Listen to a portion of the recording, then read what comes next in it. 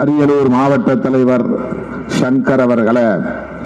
திராவிட முன்னேற்ற கழகத்தின் கொள்கை பரப்பு துணை செயலாளர் பெருநர் கிள்ளி அவர்களே, மறுமலர்ச்சி திராவிட முன்னேற்ற கழகத்தின் மாவட்ட செயலாளர்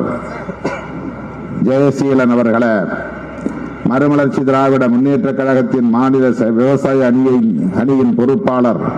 ராஜேந்திரன் அவர்களே, திராவிட முன்னேற்ற கழகத்தை சார்ந்த சட்டமன்ற உறுப்பினர்